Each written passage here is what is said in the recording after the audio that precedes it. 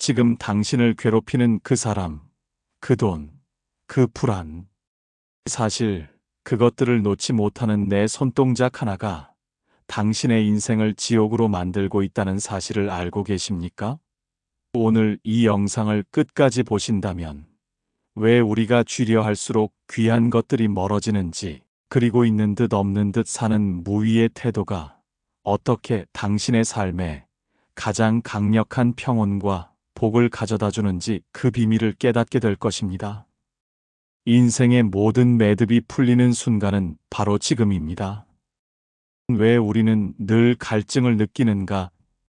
집착이라는 이름에 보이지 않는 쇠사슬. 여러분, 반갑습니다. 오늘도 고단한 하루를 버텨내느라 고생 많으셨습니다. 우리는 살아가면서 끊임없이 무언가를 원합니다. 더 나은 집, 더 많은 연봉, 나를 알아주는 사람들, 그리고 내 뜻대로 움직여주길 바라는 자식들까지. 하지만 이상하지 않나요? 원하던 것을 손에 넣어도 갈증은 해소되지 않습니다. 하나를 가지면 둘을 갖고 싶고, 둘을 가지면 셋을 잃을까봐 전전긍긍합니다.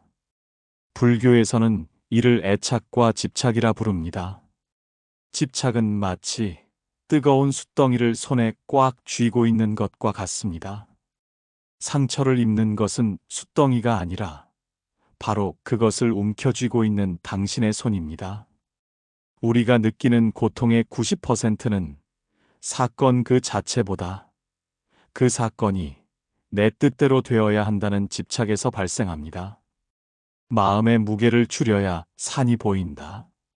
우리가 높은 산을 오를 때 가방에 쓸모없는 돌덩이를 가득 넣고 오른다면 정상까지 갈 수 있을까요? 아마 중도에 지쳐 쓰러질 것입니다. 인생도 마찬가지입니다. 반드시 이렇게 되어야만 해. 저 사람은 나에게 이렇게 해야 해라는 생각들이 우리 영혼의 무게를 무겁게 만듭니다. 오늘 우리가 나눌 이야기는 단순히 포기하라는 허무주의가 아닙니다. 오히려 가장 지혜롭게 얻는 법에 대한 이야기입니다. 비워야 채워지고 놓아야 자유로워진다는 이 역설적인 진리를 오늘 깊이 있게 들여다보겠습니다. 이제 여러분의 마음속에 있는 무거운 짐을 잠시 내려놓고 저와 함께 평온의 길로 들어가 보시죠. 모든 것은 때가 있다. 억지로 핀 꽃은 향기가 없다. 불교의 핵심 가르침 중 하나는 연기법입니다. 모든 현상은 원인과 조건이 맞아야 일어난다는 뜻입니다. 씨앗을 심었다고 해서 당장 내일 꽃이 피기를 바라는 것은 욕심입니다. 햇살이 비치고 바람이 불고 적절한 습도가 갖춰지는 때가 되어야 꽃은 스스로 잎을 틔웁니다. 우리 인생도 이와 같습니다. 아무리 노력해도 일이 풀리지 않을 때가 있습니다. 그때 우리는 자책하거나 타인을 원망하며 집착의 늪으로 빠져듭니다. 하지만 기억하십시오.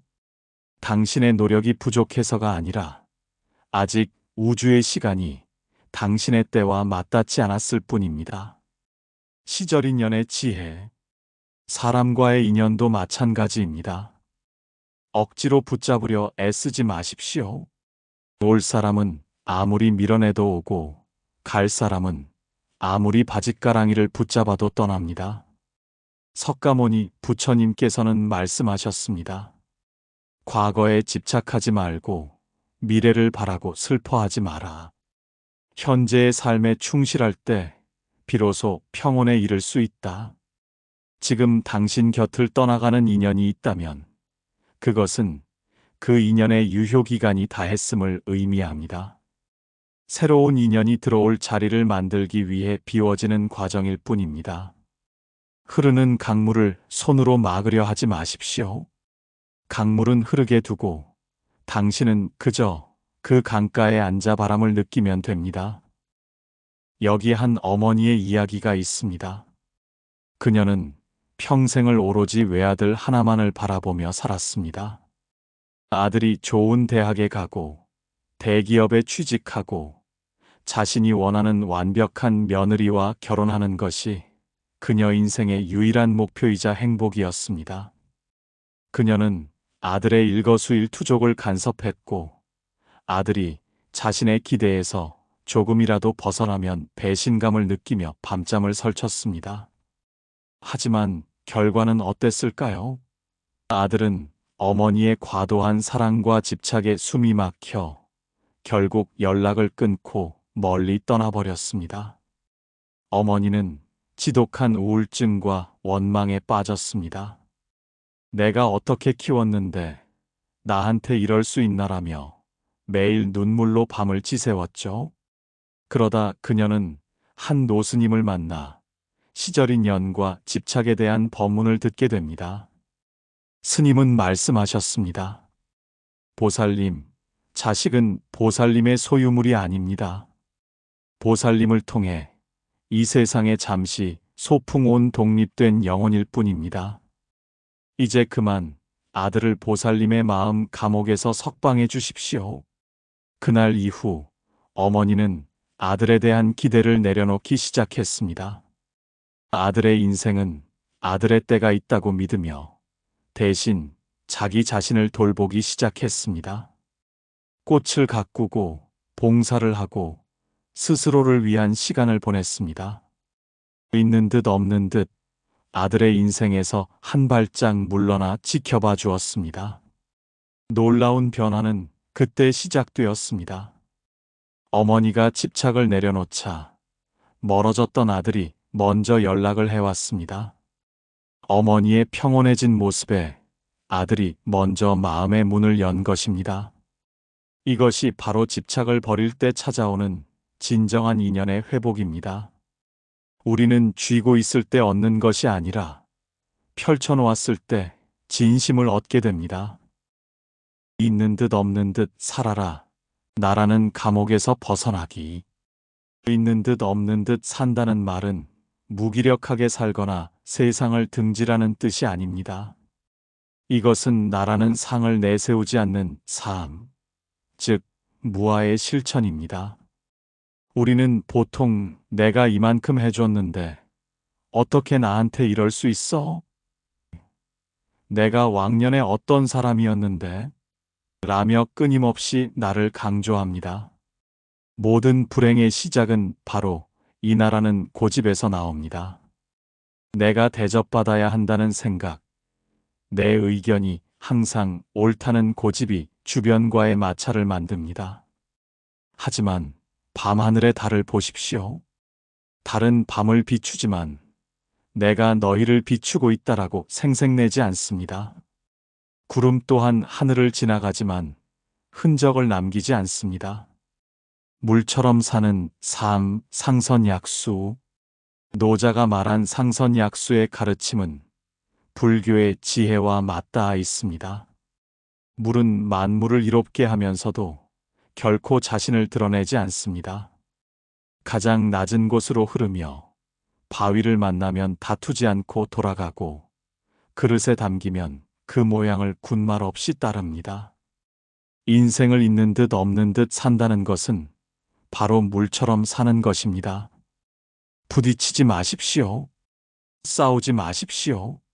나를 낮추고 세상의 흐름에 몸을 맡길 때 오히려 세상은 당신을 가장 귀하게 여깁니다. 향기가 너무 강한 꽃은 사람들의 손에 쉽게 꺾이지만 은은한 풀내음은 누구도 해치지 않으며 오래도록 사람들의 마음을 편안하게 합니다.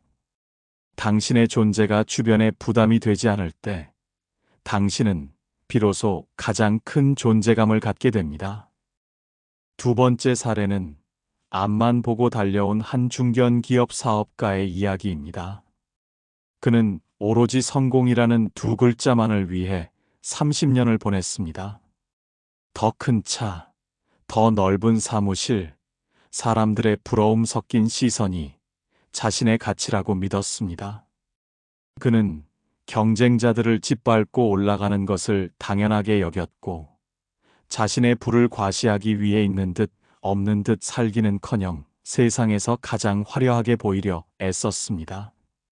하지만 갑작스러운 경기 불황으로 회사가 부도 위기에 처하자 그가 그토록 공들여 쌓아온 인맥과 명예는 모래성처럼 허물어졌습니다.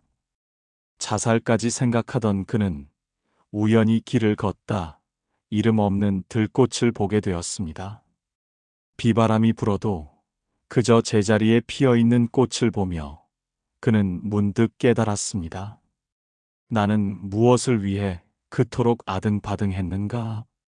그는 남은 재산을 정리하고 작은 시골 마을로 내려갔습니다. 그곳에서 그는 자신의 이름을 숨기고 마을의 꾸준히를 돕는 평범한 이웃으로 살기 시작했습니다.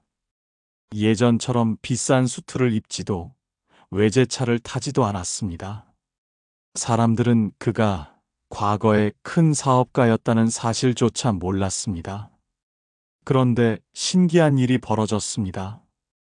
과거에 수백 명의 직원을 거느릴 때보다 지금 이름 없이 동네 사람들과 막걸리 한 잔을 나누는 삶이 훨씬 더 행복하다는 사실을 알게 된 것입니다. 나를 드러내지 않고 있는 듯 없는 듯 이웃과 어우러져 살 때 그는 비로소 평생 느껴보지 못한 진정한 자아를 발견했습니다. 그는 말합니다. 내가 대단한 사람이 되어야 한다는 집착을 버리니 비로소 세상 모든 것들이 나의 친구가 되었습니다. 내가 없어지니 비로소 내가 살았습니다. 집착을 내려놓는 구체적인 수행법. 마음의 관찰자가 되어라. 그렇다면 구체적으로 어떻게 집착에서 벗어날 수 있을까요? 가장 먼저 해야 할 일은 자신의 마음을 관찰하는 것입니다. 분노가 치밀어 오를 때 나는 화가 났다라고 하지 말고 내 마음 속에 화라는 감정이 일어나고 있구나라고 객관화해 보십시오. 감정은 당신 자신이 아닙니다. 잠시 머물다 가는 손님일 뿐입니다. 손님에게 안방을 내어주지 마십시오. 그저 문 앞에 서서 왔는가? 그럼 잠시 쉬다 가게나라고 말하며 지켜보는 연습이 필요합니다. 마음의 공간을 넓혀 감정이 지나갈 통로를 만들어 주어야 합니다. 108번의 호흡과 하심. 집착이 강해질 때마다 자신의 호흡에 집중해 보십시오. 숨을 들이마시고 내뱉는 그 짧은 순간에도 수만 개의 세포가 죽고 다시 태어납니다. 이 찰나의 순간에도 변화가 일어나는데 무엇이 영원할 것이라 믿고 집착하십니까? 매일 아침 하심, 즉 마음을 아래로 내림의 태도를 연습해 보십시오. 오늘 하루 내가 대접받기보다 먼저 배려하게 하소서. 내가 옳음을 증명하기보다 상대의 아픔을 먼저 듣게 하소서. 이 마음가짐 하나가 당신의 하루를 지옥에서 천국으로 바꿀 것입니다. 집착은 나를 높이려 할 때 생기고 평온은 나를 낮출 때 찾아옵니다. 이제 당신의 짐을 내려놓을 시간입니다. 비움으로써 채워지는 우주의 기적. 여러분, 이제 긴 여정의 결론에 다다랐습니다. 집착을 버린다는 것은 모든 것을 포기하고 무책임하게 살라는 뜻이 아닙니다. 세상 속에 살되 세상의 풍파에 휘둘리지 않는 단단한 마음의 중심을 잡으라는 것입니다. 모든 것은 때가 있습니다. 지금 고통스럽다면 그것은 당신이 더 큰 그릇이 되기 위해 뜨거운 불 속에서 단련되는 시간입니다. 지금 외롭다면 그것은 소란스러운 세상의 소음을 끄고 당신 영혼의 진실한 목소리를 들을 수 있는 축복의 시간입니다. 있는 듯 없는 듯 산다는 것은 결국 절대적인 자유를 의미합니다. 세상이 정한 기준, 타인의 시선, 소유에 대한 끝없는 갈증으로부터 자유로워질 때 우리는 비로소 진짜 인생을 살 수 있습니다. 당신은 이미 충분히 아름답고 귀한 존재입니다. 무언가를 더 채우려 애쓰지 않아도 당신 안에는 이미 우주를 담고도 남을 찬란한 불성이 들어 있습니다. 빈손의 지혜. 오늘 밤 잠자리에 들기 전 당신의 두 손을 가만히 바라보십시오. 그리고 주먹으로 온 힘을 다해 꽉 쥐었다가 천천히 펴보십시오. 주먹을 꽉 쥐면 아주 작은 동전 하나는 가둘 수 있을지 모르나 흐르는 바람과 따스한 햇살은 결코 잡을 수 없습니다.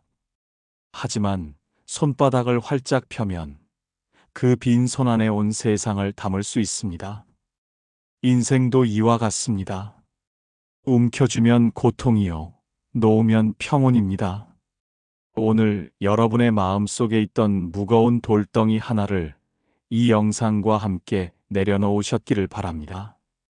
여러분의 삶이 물처럼 유연하게 흐르고 구름처럼 걸림없이 자유로워지길 진심으로 기도합니다.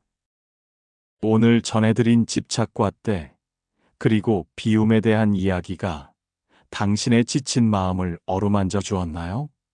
삶의 무게가 다시 무거워질 때마다 이 영상을 찾아와 마음의 먼지를 털어내시길 바랍니다. 이 메시지가 당신의 가슴에 작은 울림을 주었다면 구독과 좋아요를 통해 당신의 선한 에너지를 표현해 주세요. 그리고 오늘 영상 내용 중 가장 마음에 남았던 한 문장이나 지금 당신이 내려놓고 싶은 집착 한 가지를 댓글로 남겨주세요. 그 글을 쓰는 행위만으로도 치유는 시작됩니다. 저도 함께 여러분의 평온을 위해 간절히 기도하겠습니다. 당신의 삶이 늘 고요한 호수처럼 평화롭기를, 마음연이 언제나 곁에서 함께하겠습니다. 시청해주셔서 감사합니다. 오늘 밤은 부디 편안한 잠 이루시길 바랍니다. 성불하십시오.